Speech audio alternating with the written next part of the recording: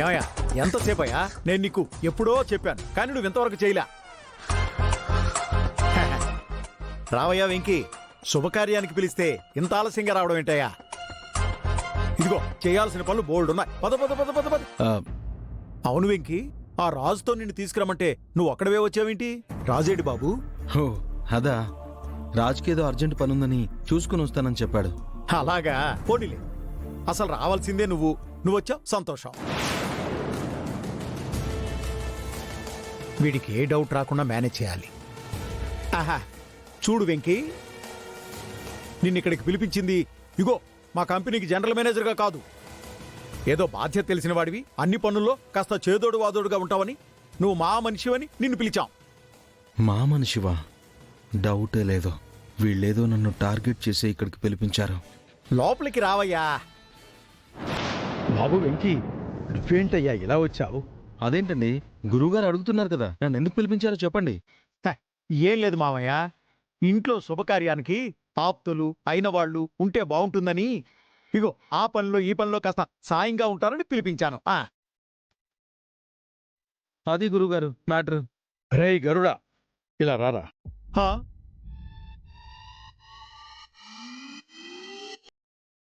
నువ్వు నీ జీవితంలో ఏదైనా మంచి పని చేశావు అంటే అది ఇదేరా. సరే సరే, వెళ్ళి నీ పని చూసుకో. వెంకీ నేను తీసుకొస్తాను. అలాగే వెంకీ, మీరు మాట్లాడుకోండి.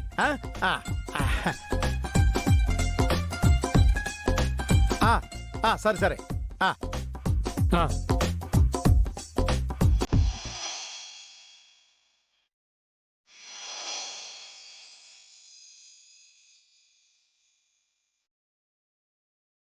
వెంకీ బాబు పద్దుని ప్రేమిస్తున్నట్టయితే ఇద్దరికీ నేను పెళ్లి చేస్తాను.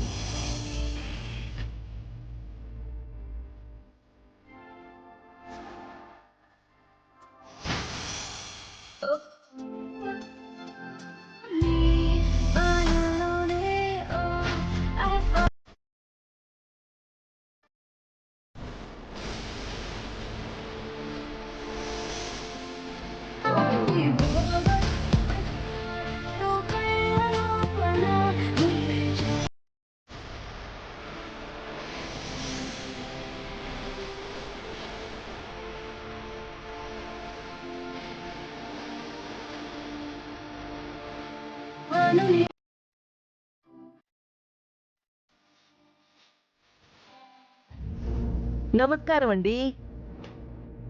ప్రయాణం బాగా జరిగినాదా? వదిన గారు నమస్కారం. మా ప్రయాణం ఏ ఇబ్బంది లేకుండా బాగా జరిగింది. కుటుంబాలు కలిసి మనం చేయబోయే ఈ ప్రయాణం కూడా సాఫీగా జరగాలని కోరుకుంటున్నా. అంతా భగవదేచ్ఛమ్మా.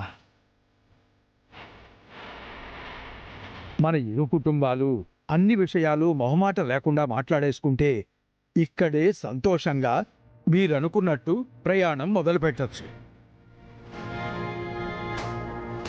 ఈయన శివరాం గారు, మా ఆయన. నమస్కారం అండి. ఈయన మా బావగారు. అది పద్దు, అది వాళ్ళ అమ్మ. మీరు కూర్చోండి.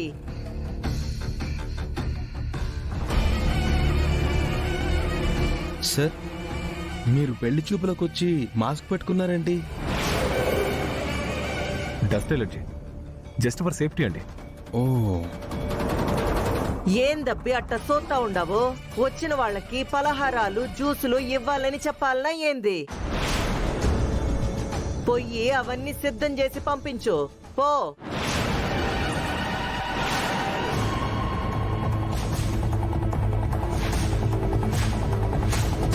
ఈ పనాళ్ళకి ప్రతి చిన్న విషయం చెప్పలేక ప్రాణాలు పోతున్నాయండి.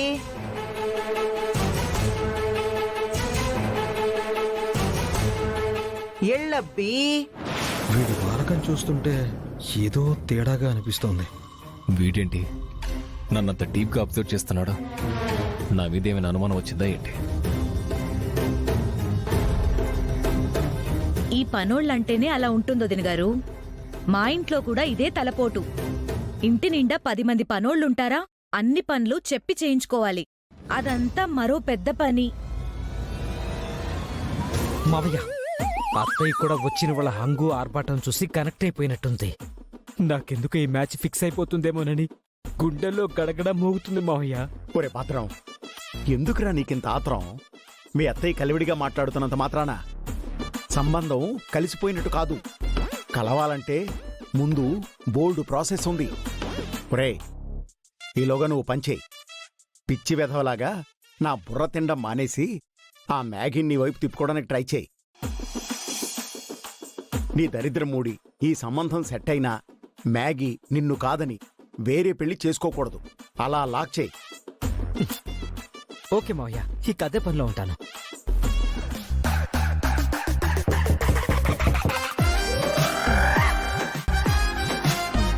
ఈ బ్యూటిషియన్ ఇప్పుడు వచ్చినట్టుంది.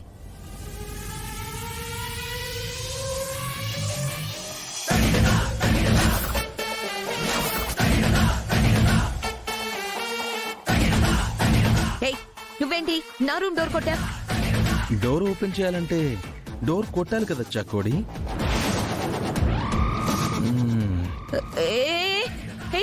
లోపలికి వస్తున్నావేంటి? నన్నేం చేయొద్దు ప్లీజ్, నా లైఫ్ పాడు చేయొద్దు. ఏయ్ చకోడి, కొంచెం ఆపుతావా? ఎక్కువైనట్లేదు. నేనొచ్చింది నీ లైఫ్ పాడు చేయడానికి కాదు, నీ ఫేస్ కొంచెం కలరింగ్ ఇచ్చి తీసుకెళ్దామని. నువ్వు కూర్చుంటే మేకప్ వేస్తా. మేకప్? నువ్వా? నాకా? ఏయ్, ఏం మాట్లాడుతున్నావు? అసలు నువ్వు నాకు మేకప్ వేయడమేంటి? అది బ్యూటీషియన్ పని. బ్యూటీషియన్ ఇంకా వచ్చేలా లేడని నీకు నేను మేకప్ చేయడానికి వచ్చాను. అక్కడ ఆల్రెడీ పెళ్లి వాళ్ళు వెయిటింగ్ పాపా. అయినా సరే వాళ్ళు వెయిటింగ్ చేయడం కాదు, అక్కడే చచ్చిపోయినా సరే నేను మాత్రం బ్యూటీషియన్ వచ్చే వరకు బయటికి రాను. Got it?